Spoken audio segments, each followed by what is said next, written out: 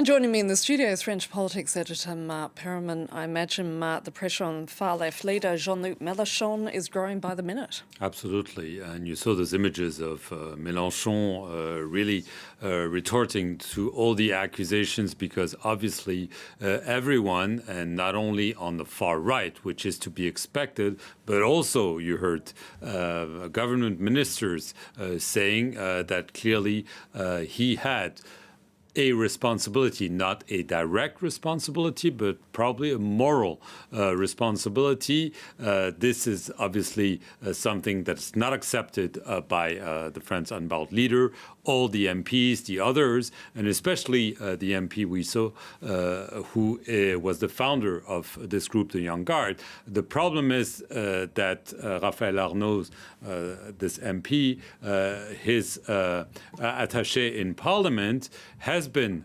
pointed as a potential participant in the fight. We'll have more details because the prosecutor is supposed to give a press conference at 4 p.m. Paris time today. But already there are allegations that he might have been involved, and he himself said that he would withdraw from his official functions during the investigation. And a few minutes ago, the Speaker of the National Assembly, Yael Braun-Pivet, said that he was barred from entering the National Assembly, not because he was guilty, but that this could create further tensions, because if he appears in the National Assembly, other MPs might not appreciate it, and this could be feisty. So clearly, there's a lot of tension on France Unbowed, because it has ties to this group. And we'll have to wait. But if they were indeed involved in this tragic killing, this would probably hurt the far left. Let's not forget that just a few days ago, France Unbowed was qualified as extreme left by the French authorities. They totally reject that allegation. The French president, in an interview yesterday, said yes, for himself, France Unbowed was on the far left, and he also accused them of being outside the Republican realm, especially because of alleged anti-Semitic tendencies and declarations.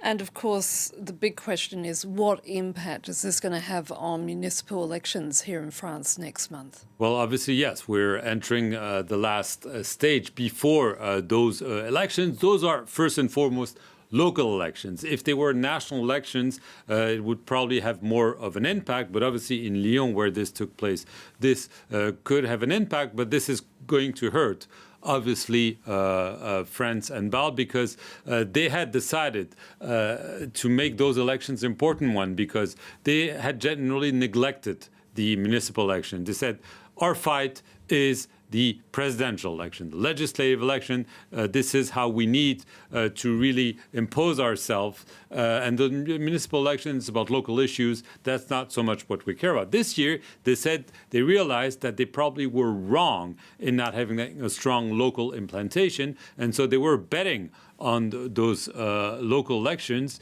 to really start gaining some traction from the bottom up. So this could indeed hurt them. Obviously, we'll have to wait what happens then. There'll be a few weeks, and maybe they'll be able to distance themselves from what happened just a few days ago in Lyon. But clearly, this is a stain on their reputation, and it could hurt their prospects. Marc Perelman, thank you for that.